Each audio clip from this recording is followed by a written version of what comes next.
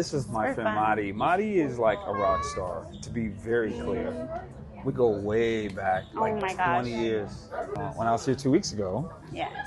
you were telling me about something in particular. We were sitting right over there at Yes. Chroma. Was it the butterfly caterpillar moment? What was it? Was something?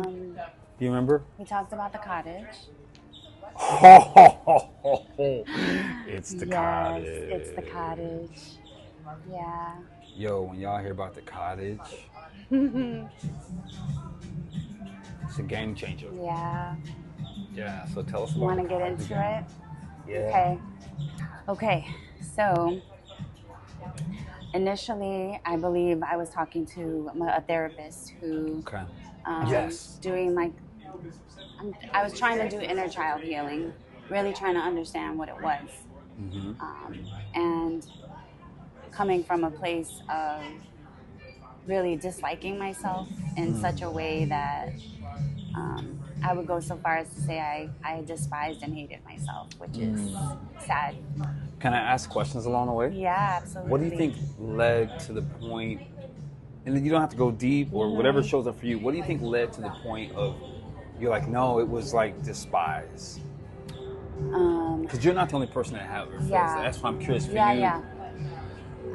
I think it was like compounded just primarily the way I allowed people to treat me. But it was like, that's your fault. That's on you.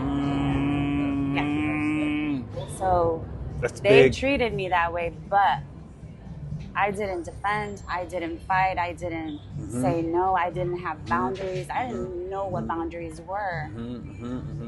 And I'm proud of you it's for like, owning it. Yeah. Because the That's people I the talk only to way. that don't know how to own it. Exactly. You said that's the only way. The only way what? That's the only way to get past it, to get through it. So you gotta own it. And so it was compounded.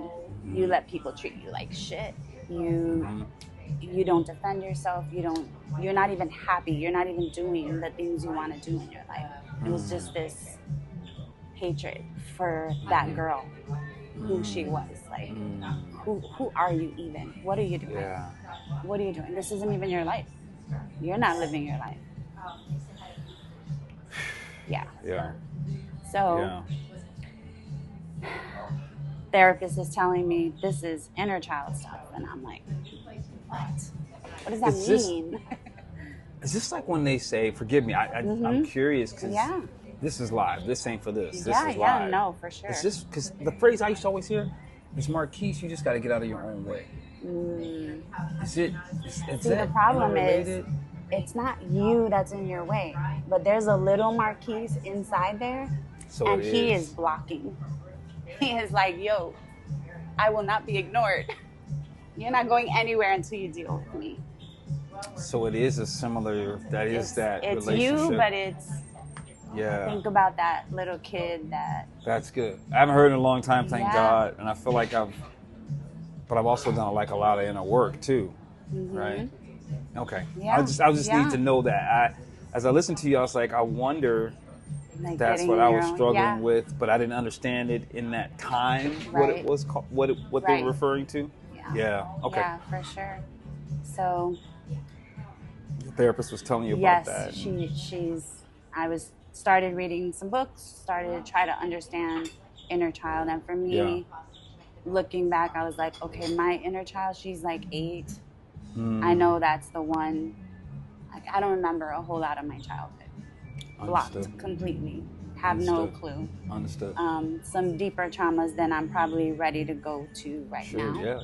Yeah. But my 8-year-old, I felt like I could connect with her.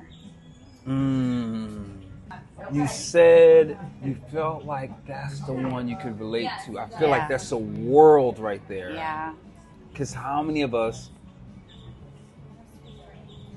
I don't know, I just feel like there's a whole mystery behind that. Yeah. And a beautiful, like... Yeah, because when you think about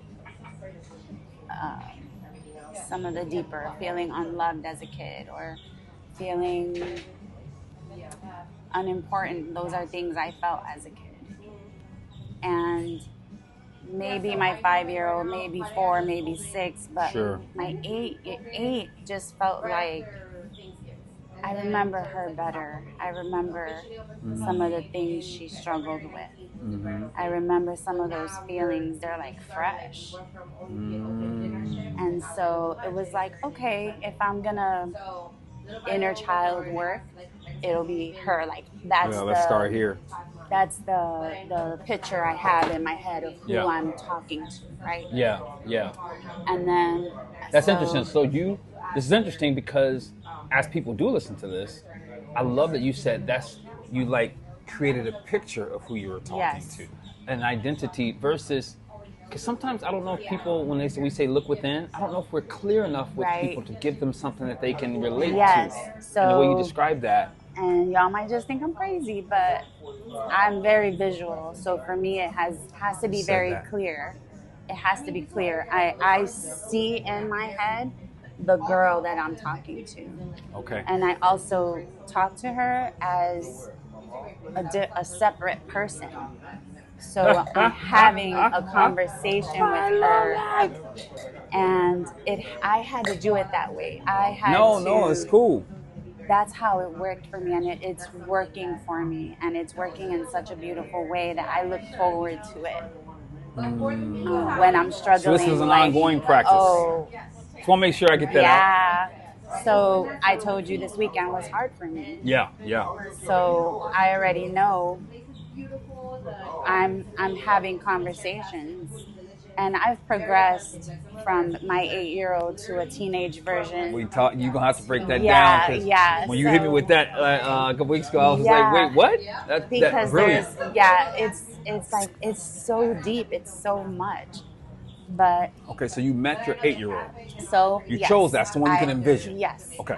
So and at the time, I can't believe I'm going to say this on video, but my nickname was Turtle. Okay. My uncle, mostly my uncle, used to call me Turtle. Sure. So the way for me to separate like all these things was when I talk to her, I call her Turtle. Understood. So it's like I don't feel like I'm crazy talking to myself. You know what I mean? And it allows me to envision this 8-year-old right, because that was Turtle. Yeah. So I started doing some of that work, just talking, a lot of it started off with like, it wasn't your fault. You didn't do anything wrong. You know, if I fell off my bike and got in trouble, a lot of it at the beginning was, it's not your fault. Yeah. Oh, I said, if I fell off my bike and got in trouble. Right. It's like, you didn't do anything wrong, baby. You were a kid playing, you know? Yeah. So a lot of it started like that. And this is so good. Calling myself baby. That in itself healed something I don't even know. Really? Yeah. Okay, so now you got me asking questions. Yeah, no, I'll go ahead, but terms of endearment, like, yeah. I love terms of endearment, you know? And so, sweetheart, baby, mama, mamita, like, it softens me. Yeah. So I use those when I talk to them because it's an instant relaxation. Yeah. So now, is that cultural? I don't know. It might be. I know Hispanics like, mamita, come here. You know, that's... Yeah. So as you're talking, by the way, I'm not just listening to you. I'm over here in my world, my inner child, and I'm connecting dots. And it's so interesting, right? It's not like, oh, let me ask you a question. It's more like, oh my God, like I'm seeing things inside myself, right? The little snotty-nosed kid running around, that thing. And when you said, you know, you call yourself baby and mamita, and it softens you. I never asked this before. Let me rephrase that. I don't recall asking this, and if I did, it was 20 years ago. Was your father a normal part of your life? Yes, my parents are still married. That's awesome. Yeah. And the reason I asked this because sometimes I didn't know if that was related to the terms of endearment or not, but it doesn't matter. For you, that matters. And for Turtle, that was really important. Yeah. Got it. Yeah. That's so great. I want to say without like throwing my parents under the bus or anything, it was just not a... It was... They were married for the sake of being... They stayed married because that was the right thing to do? Yeah, my dad was there, but almost like not present. It was... that's very common. Yeah. Like fulfilling Working the role. and then out drinking. Got it. Yeah. So there was also a bit of fear. Understood. So... Understood. Yeah, that's all. All good. And you'll get the chance to see before we ever publish, so it's cool. Yeah. So we can crop anything we want. Yeah. That's the best part about it. Yeah. And I'm not worried. I just, in taking like responsibility for my own stuff. Yeah. There's stuff I haven't dealt with my parents. Understood. And, I think it's all been about me and like where I let myself down. And I think that's valuable though, right? Like, to what degree, and I'm not a psychologist, but to what degree does voicing my hurt to someone who was the cause, perpetrator, what does it actually offer me? Because while I may feel better getting it out, they're not the same person they were at that time. Yeah. At the time, they were like Adriana, right? Marquise, Champ.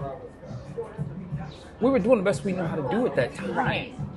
Yeah. So I can apologize, but you have to understand, I was giving you the best I had then. You got I know it was trash, me, but if like, it was trash, exactly. Like that was the best I could give you, though. Yes. And what's funny is Adriana, she has like no qualms about how she was raised. She knows I spoiled her, and she knows I did the best I can. And she's always telling me, "You're such a good mom. Like, don't say that, or don't, you did everything for me. I know that." And so really that feels good, because a lot of times you think like, man, you had a rough version of me. Right. Like, what kind of trauma did I give you? But she's good, and she's good, and she always tells me I did a good job. That means a lot. Yeah, because I know where I failed her. Yeah. And she's been very gracious about it. That's really cool. And she gets this version of me now, and she sees me transforming, and it's changing her life too. Of course. So I'm not mad about any of it. That's good. Yeah. Still so eternal though. Yeah. So as I was talking with this counselor, I always struggled with like this feeling of safety, not feeling really safe. Okay. And that's how we came to the cottage. And she knew I was like a visual. I needed a visual. So she said, what if you like have a cottage for her and she can be in the cottage? That's her safe place, And so it's like, all right, I could do that. I could visualize that, So if you've seen the movie The Shack, it's like a rundown, like the wood that's like weathered and that was my cottage. It was like, okay, well, it's a structure. Yeah, a structure. She's safe. Wow. Get inside, baby. Yeah. Like, you'll be safe there. So I didn't give it much thought. I mean, it was like, okay, a cottage. I mean, you would think when you say cottage, you're envisioning this beautiful place, but there was nothing beautiful inside right now. So it was a shack. It's what I could muster up at the moment. Right. Yeah. And I just kept talking to her. Things would pop up. I'd be upset about something, and I'd be like, all right, what's going on? Like, what's at the heart of this? Where is this coming from? I did so much journaling and just processing and crying and just letting it all out. What period of time was this over? So I really, this whole journey, actually May right now is we're like in a year of, from when the deep fall happened that like cracked me open. Yeah. To when I really started, like May through August was like the breaking, and then August started like the awareness and the awakening. I didn't realize this is a year. Yeah.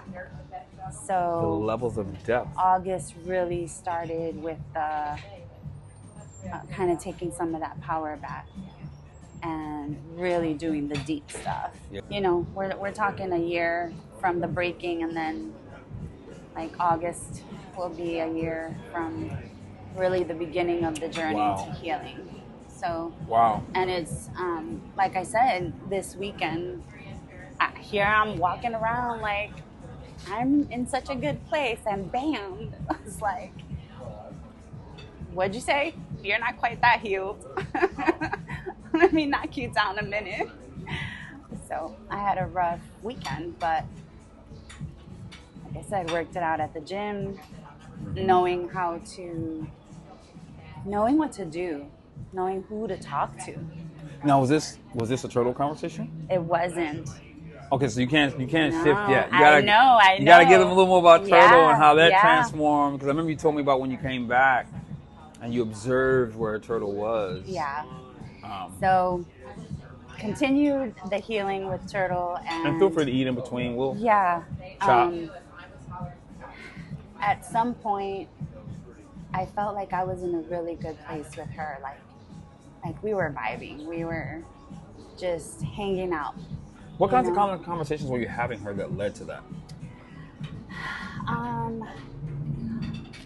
It was almost waiting for something to hit me the wrong way to then realize where it came from. So my feelings got hurt. Okay, why are my feelings hurt right now? And you asked Turtle that. And then, well, I think about it. It's like, okay, what situation could have led to that? Okay, this happened. Okay. And then I'd start a conversation with her. And then it'd be like processing. Okay, what exactly happened? And then, oh, sweetheart, that wasn't your fault.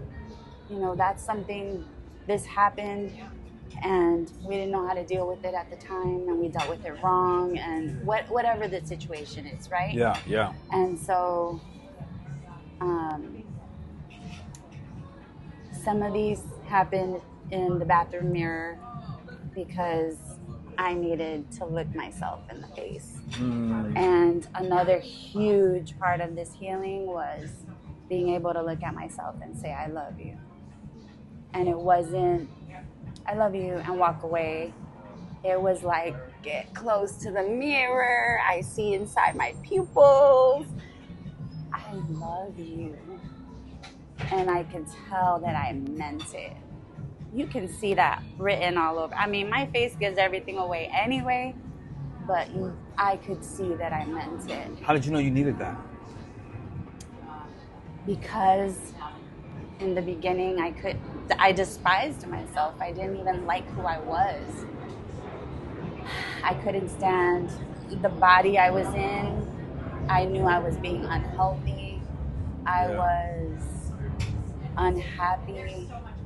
And I knew something had to change. And that breaking that happened in May, June, all of that was like, you hit rock bottom. You get to your bottom point. There's nowhere left. You got two choices, right? You're gonna die there, or are you getting up? You're gonna rise out of that? Yeah. What are you gonna do? And I sat with that for a bit because I really didn't know. I love that honesty. Yeah. Do I want to get up from this? I don't know. Right now, I don't. To be honest, I was like, I'm good. Maybe this is it for me. I'm done. I'm annoyed with life right now. Sad, but true. For real. It just was what it was. Yeah. And I think at that point I had that moment of, oh, hell no. I'm not about to just die right now. Yeah. Yeah. Because you got too much to live for. Yeah. So you better get your ass up Yeah. and figure this out. So one of the first things was trying to love myself. And I say trying because that was hard. That was hard. I love hard. Yeah. I love people hard. I give them all of me. Big love. Big love. Not for me. Not for me. I couldn't muster up an honest I love you if I tried. And then that hit me hard because it's like you give a stranger more love than you're willing to give yourself. Woo. Yeah, that's hard. That reality, to get slapped with that one, that's hard. Yeah. So then you pull back and you're like, why?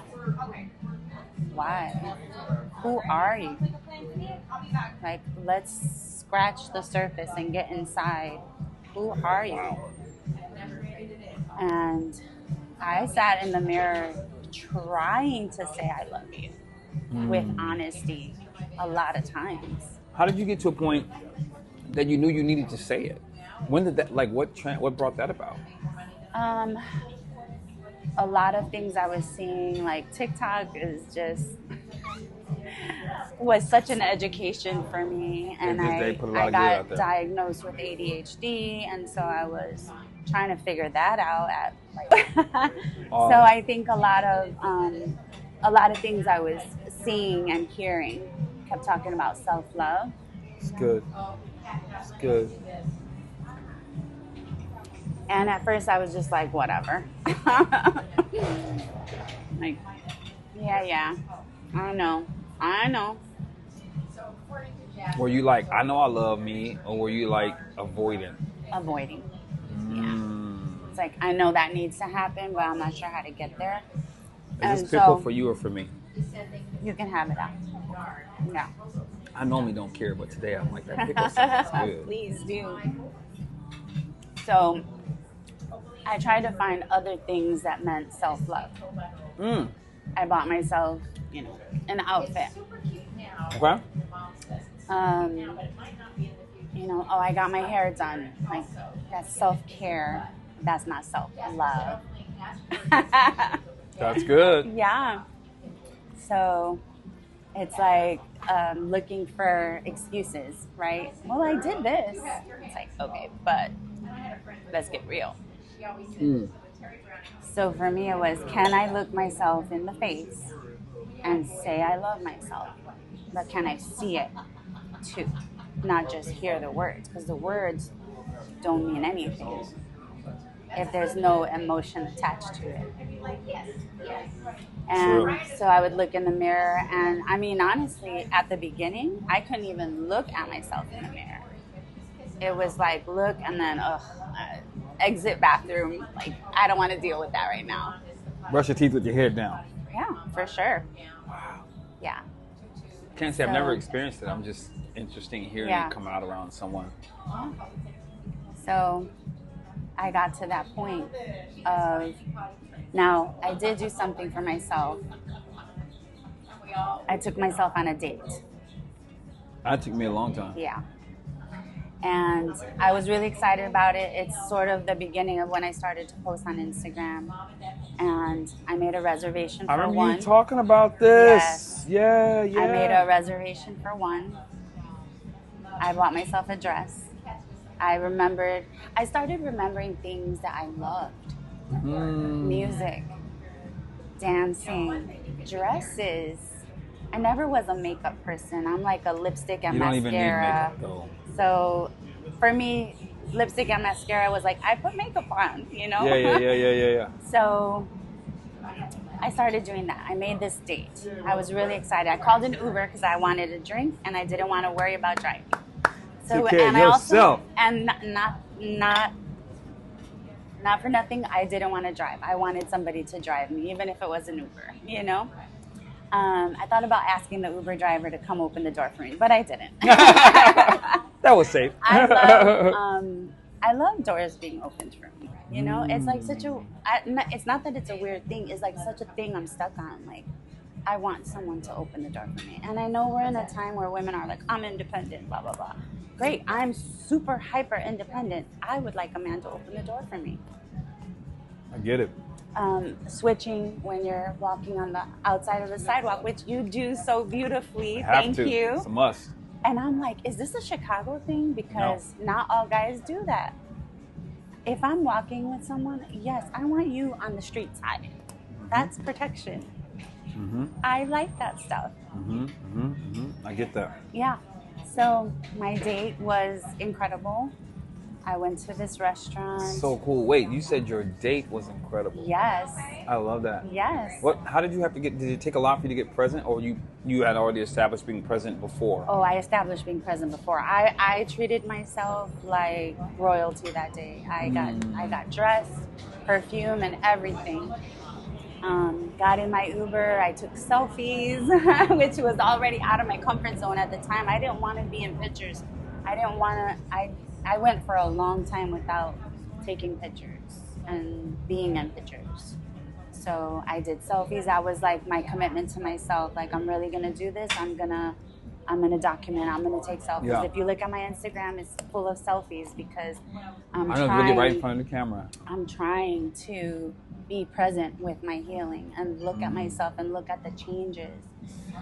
And I had somebody say, "You take a lot of selfies." It's like, I really don't. It's a struggle. But I'm doing it because I'm worth it.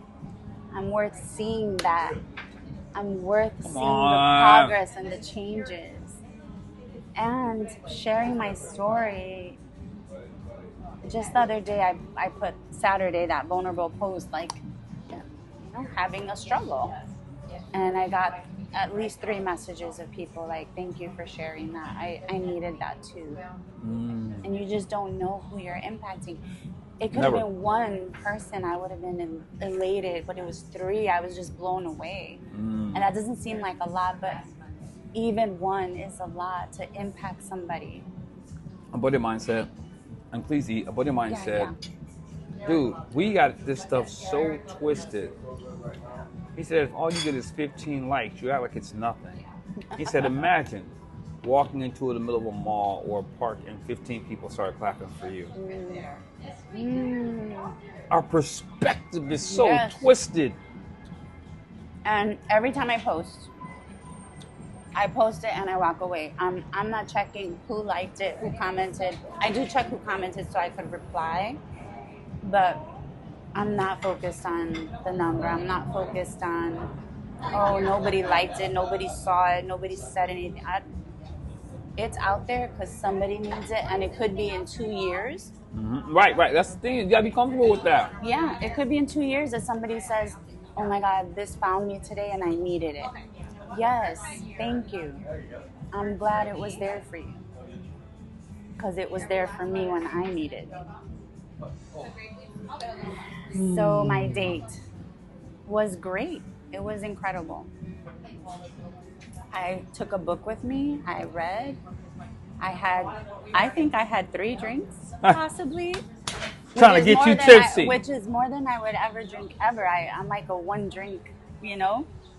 But I had a good time. So cool. Yeah. And then I had a friend, she offered to pick me up if I wanted so that I wouldn't have to Uber.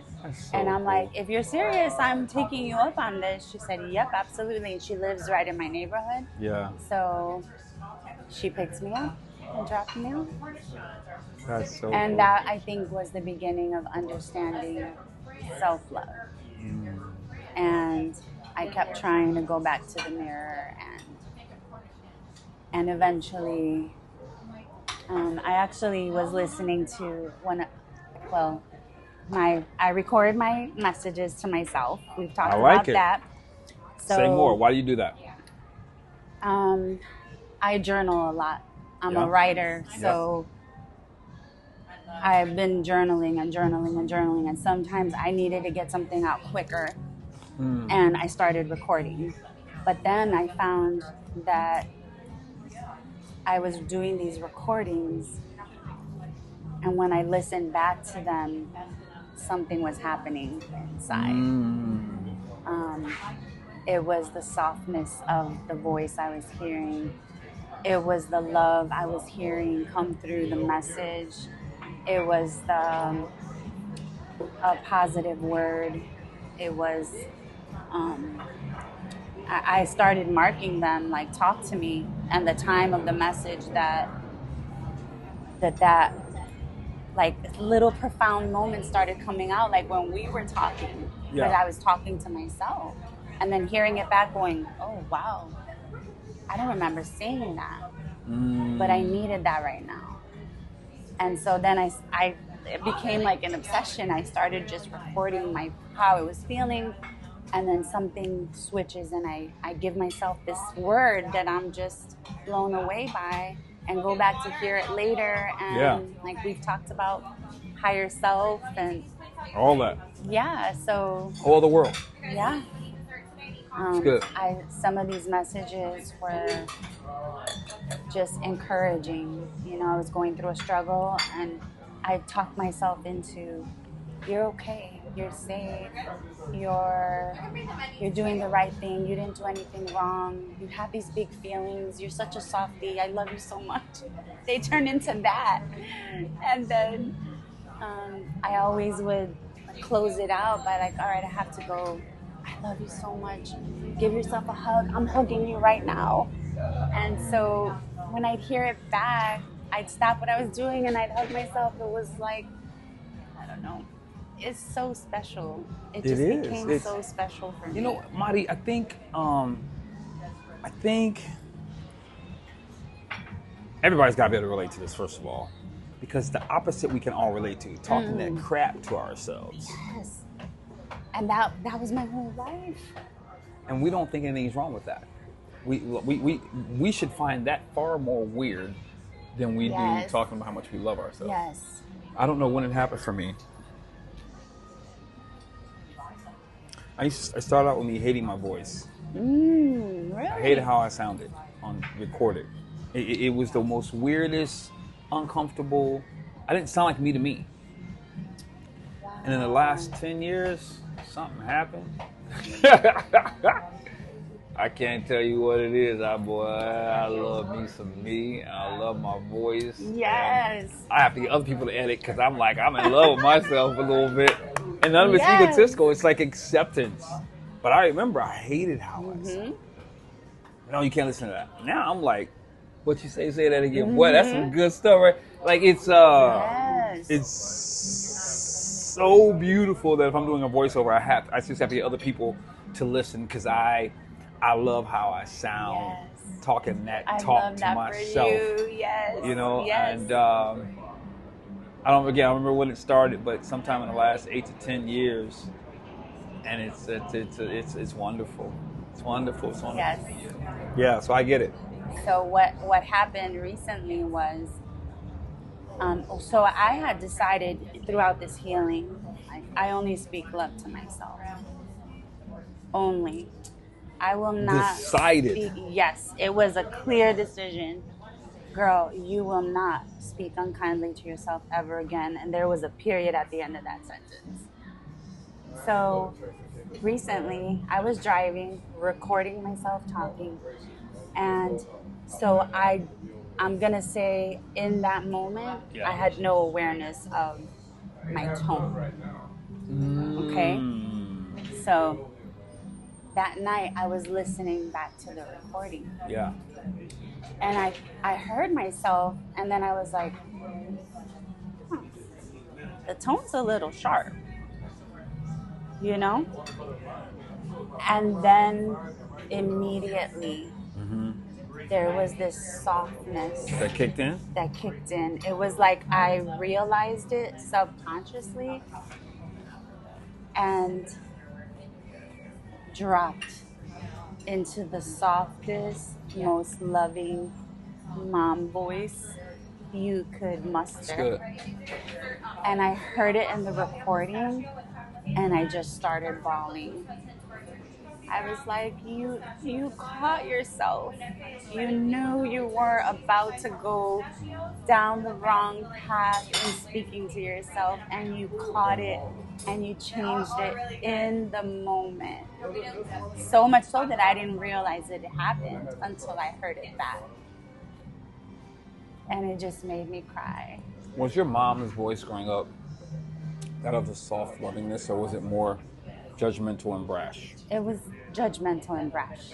Mine was like that too. Yeah.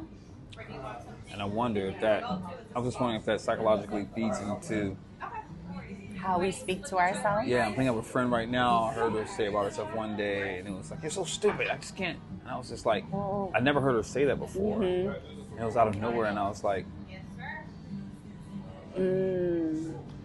But when I think about it in the context of what we're discussing, the nurturing voice that should be soft, that should be comforting, that should be reassuring, if that voice was toxic from its unhealed perspective, then then more naturally, of course it is, the harder we are on ourselves, right? Yeah, because I know my mom she didn't know any better. Not as an excuse, she was a 14-year-old mom. Yeah. She didn't know much. Yeah. And her mom died when she was 11.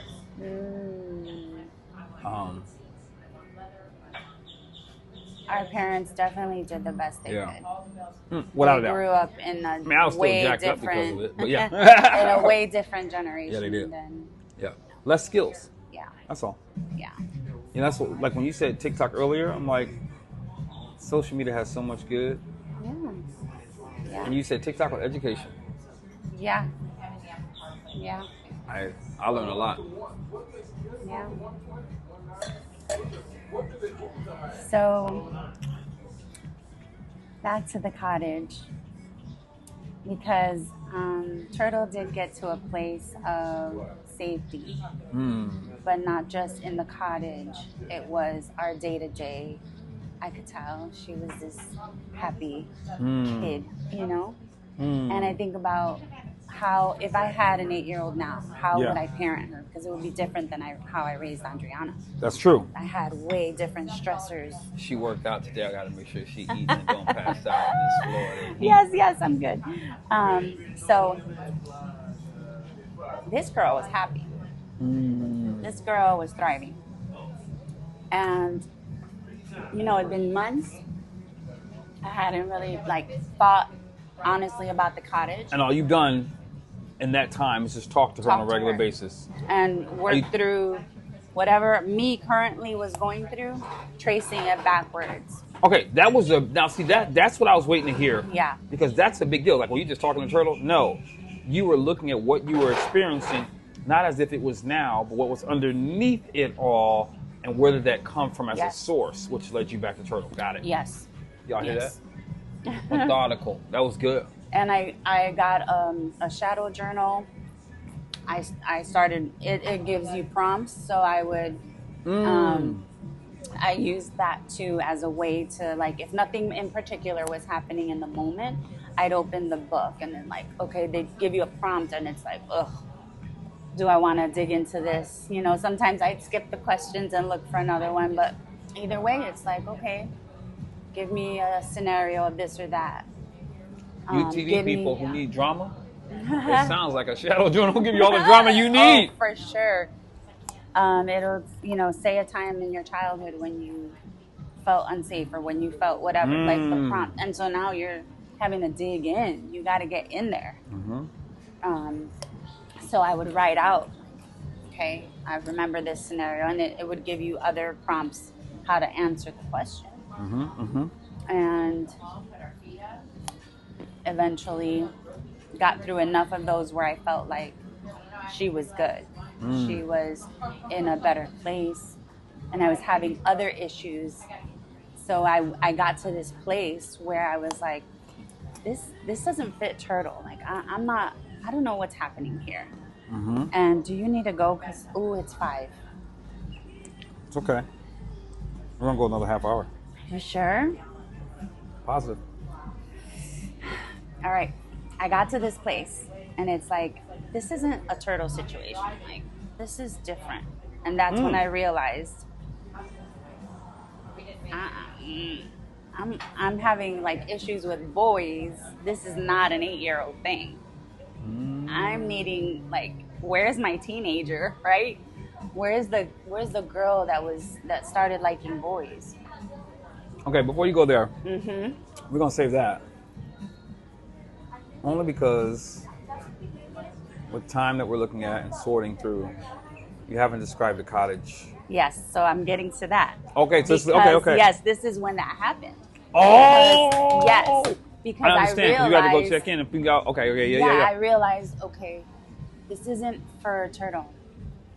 This is like a teenager problem. And then I was like, holy shit, Turtle is like, she's good.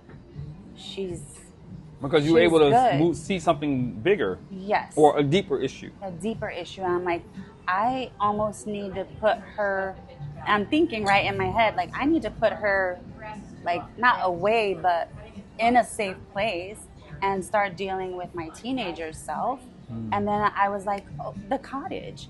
And instantly, I mean, if you're a visual person, you'll get this. Yeah, I am. Instantly, that cottage, like, that picture flashed in my head. And that cottage was a beautiful structure, white, with a fence around it and grass and flowers, all kinds of flowers out front. And inside, the walls were all pastel colors, different colors, because she's 8. My girl likes colorful stuff. Each wall was a different pastel color. And there was furniture and games and toys and coloring stuff. And outside, there's a little lake. There's hopscotch out front, you know?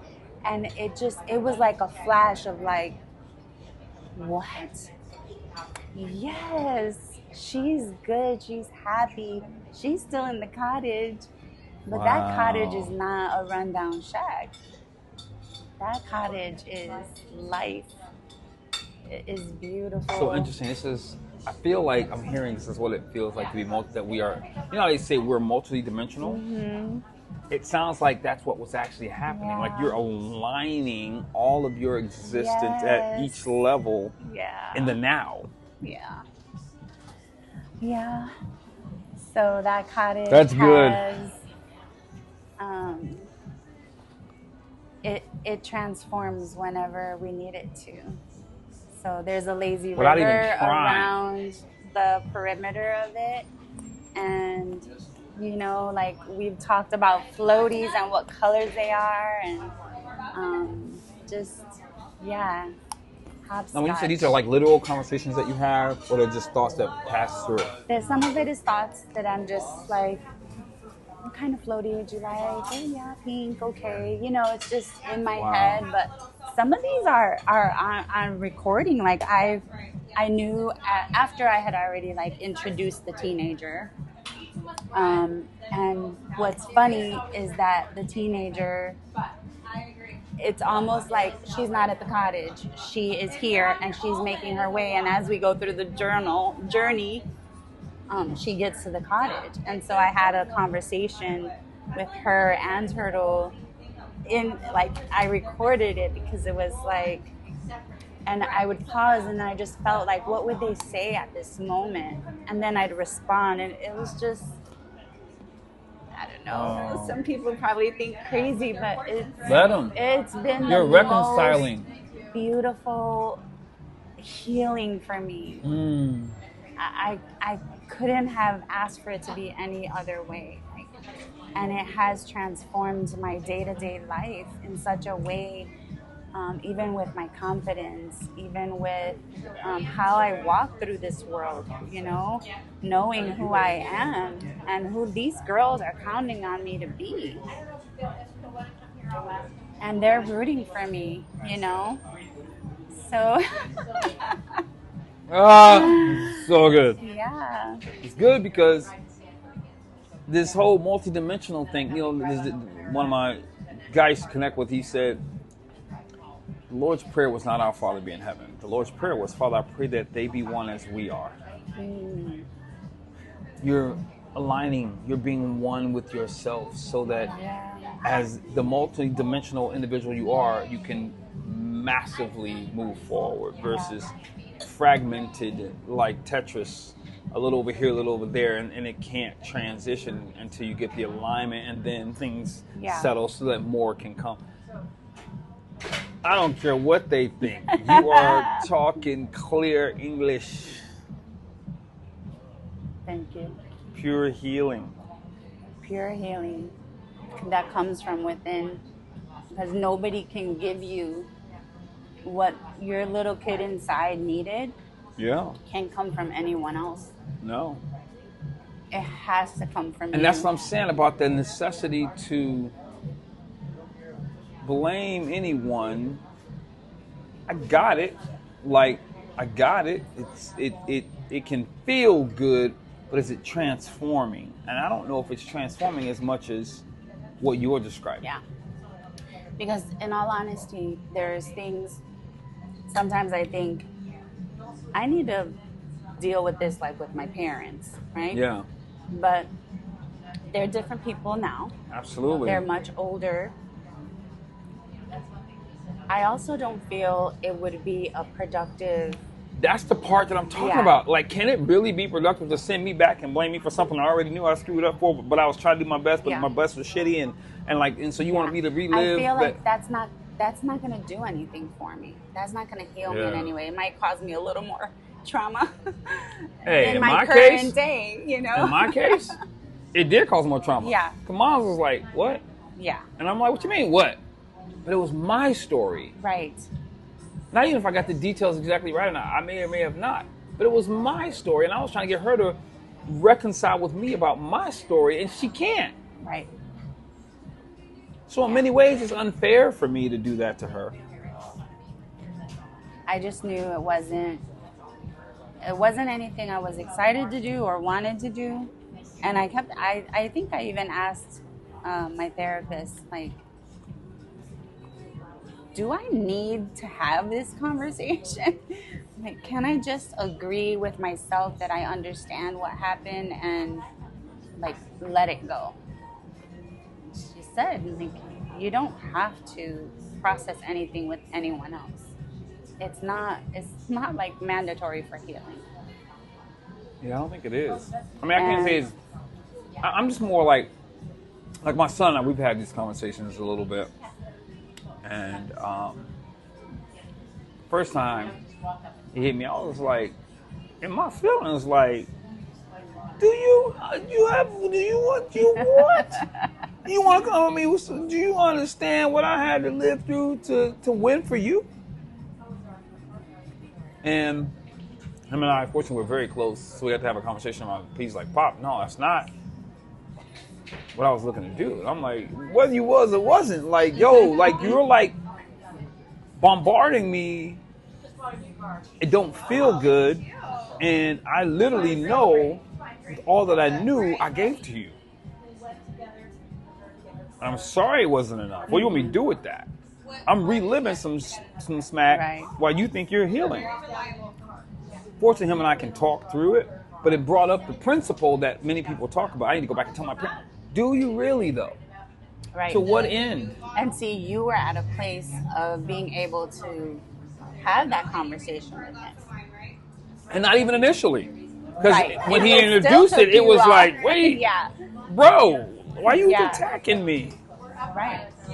And him and I, fortunately, he's very mature. We're able to he's like, Pop, no, that's not it. I'm just trying to talk about it out loud for my own sanity. I'm like, yeah, your own sanity, though. But we got through it. Yeah, but a lot of people are not. A lot of parents, especially ours, their ages, they're not trying to heal past traumas. They're just trying to still make it through. And I think part of me was trying to still make it through, right? Why else would I get frustrated? Yeah. Other than I'm trying to protect you, I'm trying. Like, why you like running up on me, bro? Right. Like, because I'm still sorting. Yeah. Right. Well, and that's what Interesting. I was realizing the other day. It's like you're not going to arrive at this healing place. I have arrived. I am healed. No. But This you is can like move together collectively like you're Yes. doing with the teenager and Yes. with Turtle so far. Yeah. And you move forward. And then some days you get knocked back like I did this weekend. And you pick it up again and you keep moving forward. It's like that phrase I told you with wellness, correct and continue. Yes. Correct in that exact moment and continue moving forward because it's all you can do without going down a rabbit hole that will never serve you. Exactly. Yeah. Anything you want to add in today? We're not in a rush, but I also want you to enjoy your food. We're going to pick this up anyway. To anybody that's listening, that is looking to heal, that is stuck, doesn't know where to start. If you're a visual person, Talk to him. just visualize which version of you needs you the most right now. And I stand by recording these messages to myself. That has been one of the most profound parts of my healing, because listening to my voice back, which I didn't know would even be a thing for me. I didn't think it would be anything, healing or otherwise, but it has been so special for me. Sort of that love that was missing, that softness that I needed, all the little things. And because I know that now, I record specific things to myself so that when I'm in the pit, when things are getting ugly, I go back and listen for that motivation, for that word that's gonna snap me out of it and pull me back to the good places. So. You said so much in that moment. You talked about, because we're always listening to ourselves, whether we say it out loud or not. And if we're not whole, then we're saying something that's negative energy, that's killing off, that's a fraction, not truth, a fraction of what's going on, and that's what's killing us. So it is imperative to record and talk to yourself. You need to hear your own voice because you've been listening to your own voice anyway. Yes. Interpreting whatever Johnny said, Sally said, Mommy said. Yes. It's still your voice interpretation, not even them. Exactly. Then you said for the motivation. Yes. Because I couldn't even count to tell you how many times I say, I'm so proud of you. You're doing such an amazing job. Do you know how incredible you are? I mean, hearing that back, it hits the right spot. Marty, when we do what you're talking about, we don't need motivational speakers and videos. Right. Because you revving up your own engine. Yeah. And I have one of the first recordings where it's from January. I was actually listening to it before you got in the car.